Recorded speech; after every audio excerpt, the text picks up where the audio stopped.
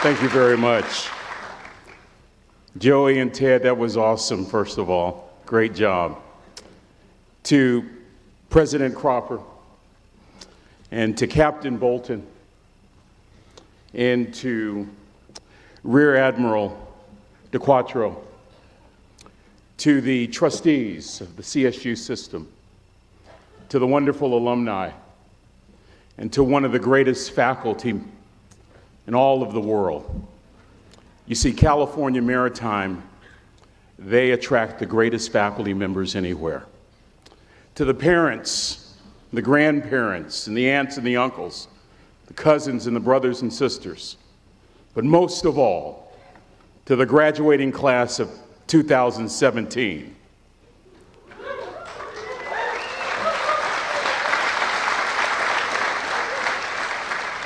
What's up, y'all? I won't be long. We have a lot of activities. Some of them will go into the late hours of the night. But I come from a predominantly black family. I don't know if y'all can tell that or not. And I happen to be an ordained minister. Now that's a lethal combination when it comes to time. Give Big Daddy some chicken wings, I'll talk to you all day long. Yes, sir. But in the words of King Henry VIII, as he spoke to each of his 6 wives, I won't keep you long, but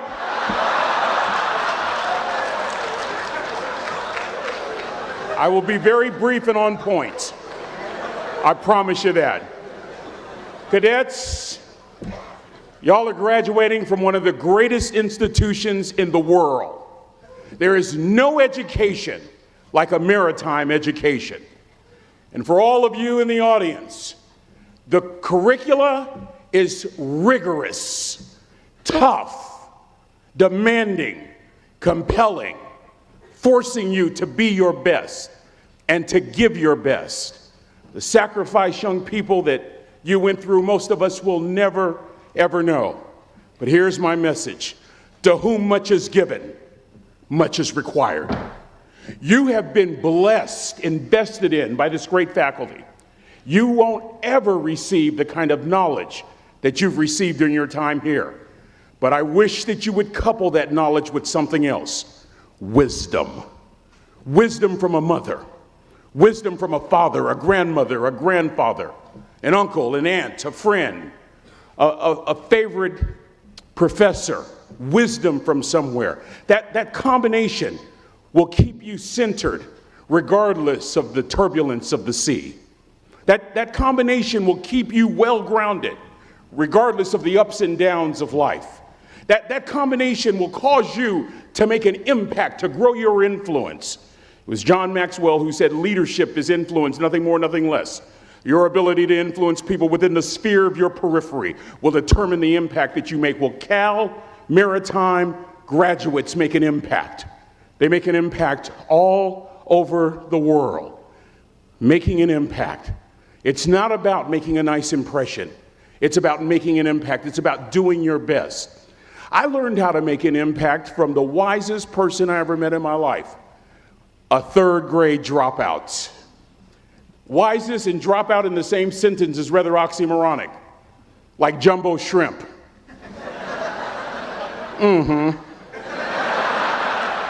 Like fun run. Ain't nothing fun about it. Like Microsoft Works. Y'all don't hear me.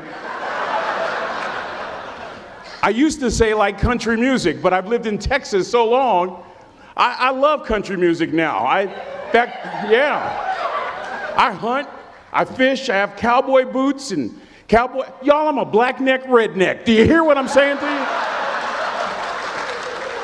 No longer oxymoronic for me to say country music. And it's not oxymoronic for me to say 3rd grade and dropout. That 3rd grade dropout, the wisest person I ever met in my life, who taught me to combine knowledge and wisdom to make an impact, was my father. My daddy grew up in the piney woods of East Texas, a little town called Huntsville, Texas. After World War II was over, my father decided to be the only one in his family to migrate west And in the 1950s, he found his way to the San Francisco Bay Area, fell in love with a forklift driver. My mother was a bad mama jamma, let me tell you right now, baby. Didn't need a man, he was just there. My mother was a forklift driver over at the Benicia Arsenal, where she would provide the services to support the war efforts during World War II. In the 50s, my mother and father get married, and they migrate to this area. My father gets a job as a cook, a simple cook. Wisest man I ever met in my life. Just a simple cook at some school called California Maritime Academy. Oh, come on with your come on.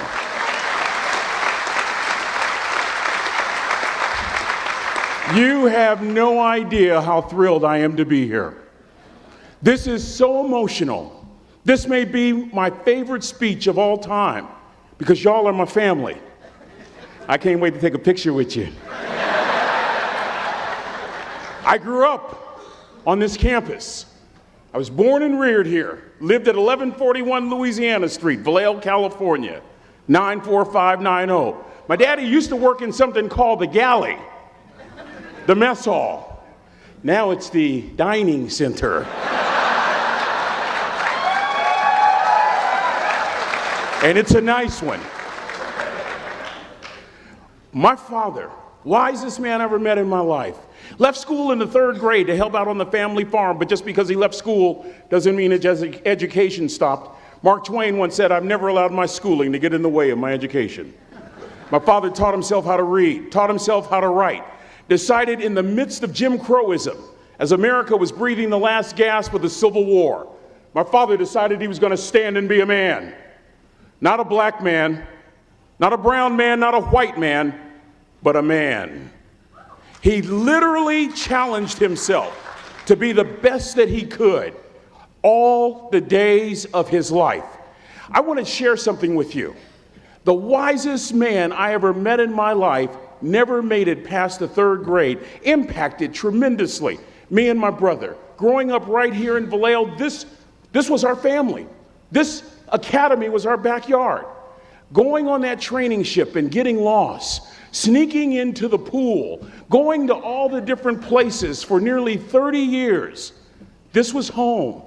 And I want to tell you, I know what it takes to get where you are, and I need you to listen to me very carefully.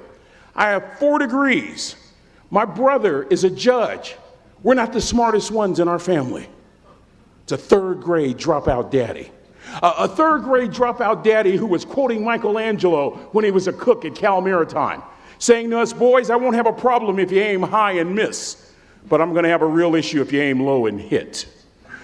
A country mother quoting Henry Ford, saying, "If you think you can or if you think you can't, you're right." You see, it takes knowledge and wisdom combined to grow your influence so that you'll make an impact. You'll be a shipmate that others can count on. I learned that from a 3rd grade drop. Simple lessons. Lessons like these. Son, don't judge people. Son, I've worked at Cal Maritime. You know, I've been all over the world. I've seen good and bad in every shade. Don't judge people. The tendency of a person is to walk away from somebody that's different from them. You stay there and you get to know them. Never judge. Then he dropped Jonathan Swift on me, who said, "Vision is the ability to see the invisible." Don't judge. Another lesson from this 3rd grade dropout. Son, you'd rather be an hour early than a minute late. We never knew what time it was at my house because the clocks were always ahead.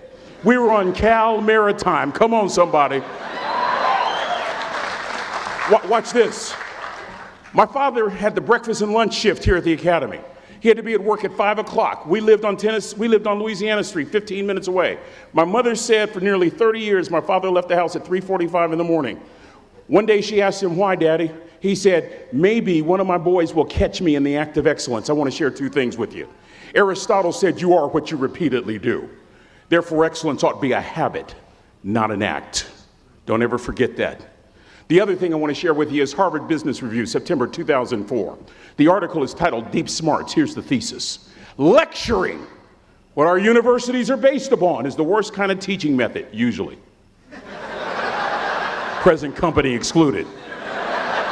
That if you want to get the intended message across, model the behavior. My daddy, a third grade dropout, a cook, was modeling excellence for his boys, combining academic knowledge and old school wisdom. That's what makes an impact. An impact as you go all over the world. You're not interested in making a nice impression, you want to make an impact. Lesson number 3, be kind to people. He always told us kind deeds are never lost. I get to do a lot of NFL chapels. You see some amazing things with those National Football League players. You see guys that can bench press 200, 300 pounds 20 times. You see folks that are huge, that can run like a deer. You see folks from a flat-footed position jump 40 inches, 40-inch vertical leap. I even saw a white guy do it once. But the point...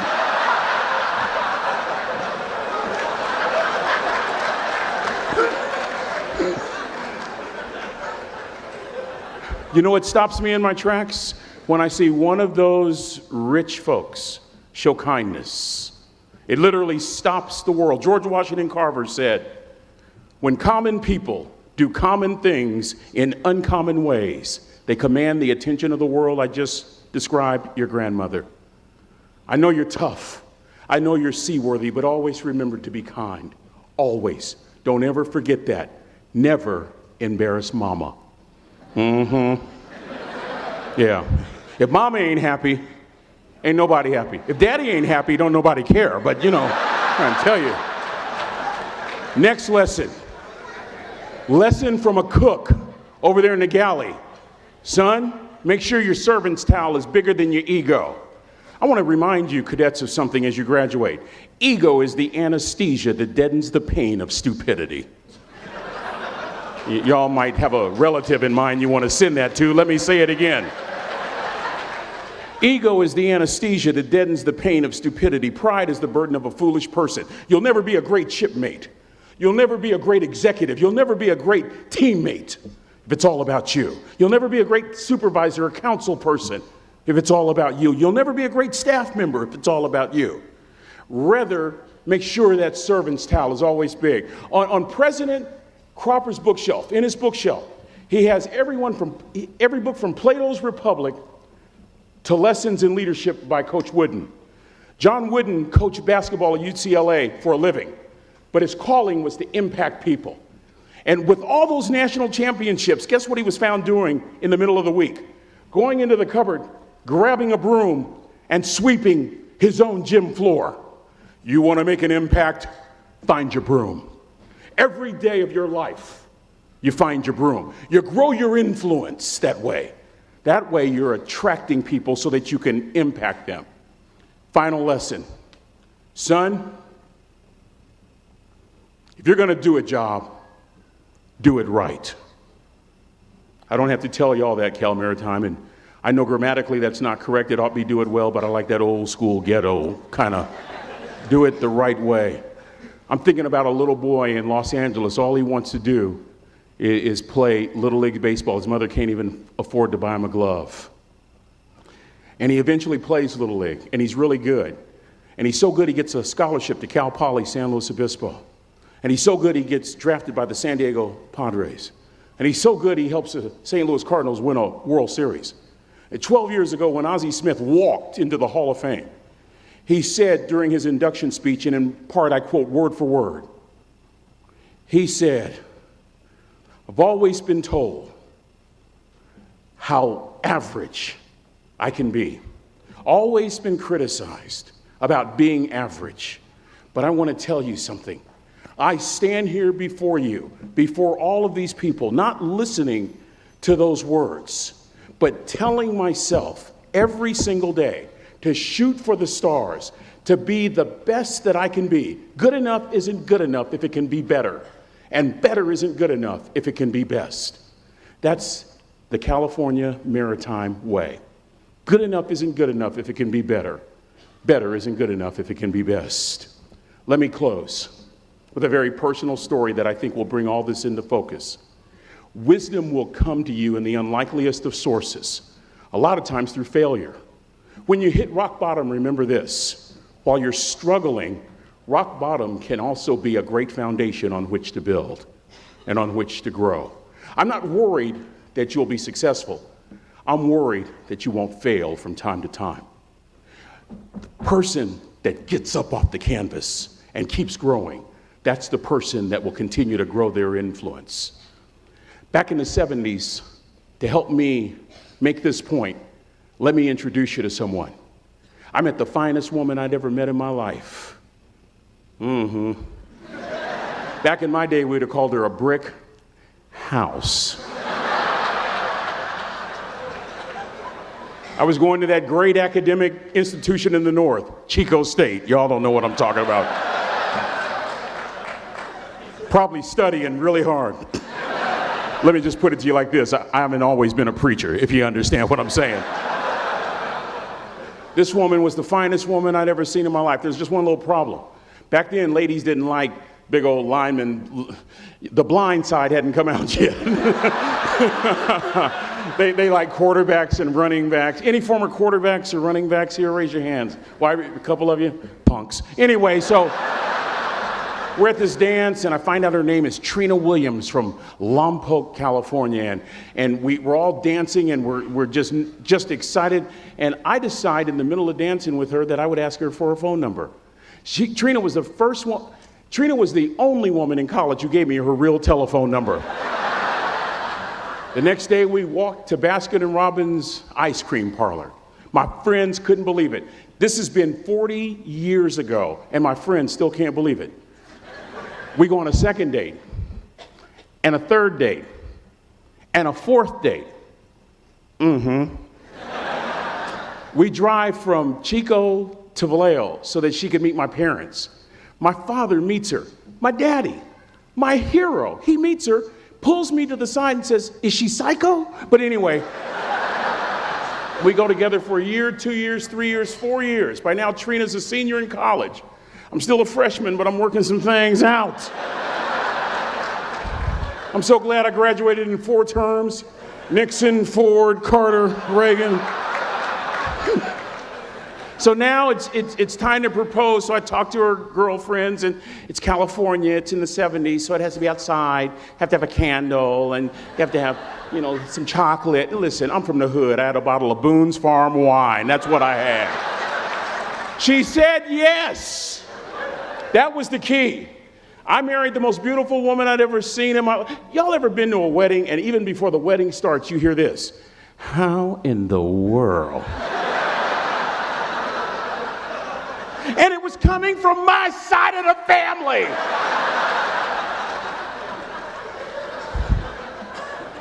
We get married, we have a few children, our lives are great. One day, Trina finds a lump in her left breast.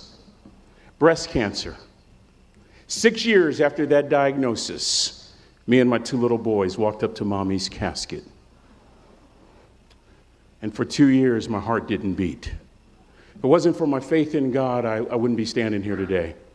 If it wasn't for those 2 little boys, there would have been no reason for which to go on. I was completely lost. That was rock bottom. You know what sustained me? The wisdom of a 3rd grade dropout. The wisdom of a simple cook from California Maritime Academy. We're at the casket in College Station, Texas. I'd never seen my dad cry. Big, strong man. There are several alumni that remember Riggs that are here. We've been sharing stories all weekend. But this time I saw my dad cry. That was his daughter. Trina was his daughter, not his daughter-in-law. And I'm right behind my father, about to see her for the last time on this earth. And my father shared 3 words with me that changed my life right there at the casket. It would be the last lesson he would ever teach me. He said, "Son, just stand."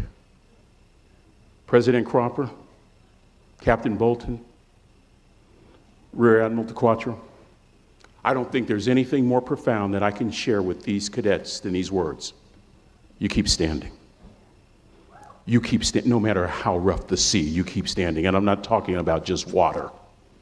You keep standing. No matter what, you don't give up. I learned that lesson from a 3rd grade dropout who was a cook at Cal Maritime, who said, "Boy, you keep standing." no matter what. I stood, and a miracle took place. A couple of years later, my heart started to beat again. I'm talking in a group about like this when all of a sudden I spot the finest woman I've ever met in my life again. First thing Janet did after we got married was she adopted those little boys, fulfilling Trina's last wish that her babies not go through life without a mommy. And then we decided to do something really bright. We thought 16, 17 years ago, and that was have more children. It's worked out lovely. And I'm honored to tell you that we had more boys. I have 4 boys from 34 years old all the way down to my daddy's youngest grandson, who's here with me this weekend, Joshua Rigsby, sitting on the front row right there. I close with this, and this will make the point more salient than any of my previous words. Let me take you back to 2 days before Trina died. No hair because of chemotherapy, cadets. A tummy pooched out because of a liver no longer working.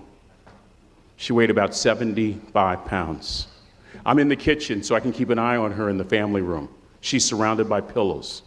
Our then youngest son, Andrew, walks up with a shirt that he wants mommy to fold. And this is what I hear from Trina. Andrew, Mama, not always gonna be there to help you. She was saying goodbye. And I was so moved, I waited for Andrew to leave, and I walked over and I sat next to her on the couch. And as clearly as I'm talking to you today, these were some of her last words to me. She looked me in the eye and she said, "It doesn't matter to me any longer how long I live. What matters to me most is how I live." Cadets, I've come here with honor, with bells on, to ask y'all one question, a question that I was asked all my life by a 3rd grade dropout. How you living? How you living? Every day ask yourself that question, how you living? Here's what a cook in the dining center would suggest you to live this way.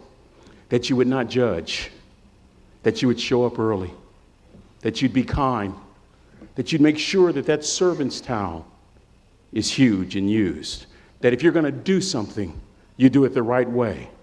That cook would tell you this, that it's never wrong to do the right thing, that how you do anything is how you do everything. And in that way, you will grow your influence to make an impact. In that way, you will honor all those who have gone before you, who have invested in you, from teachers to grandparents to mom and dad. And when you combine that academic knowledge with that wisdom, oh my goodness, you will change the world.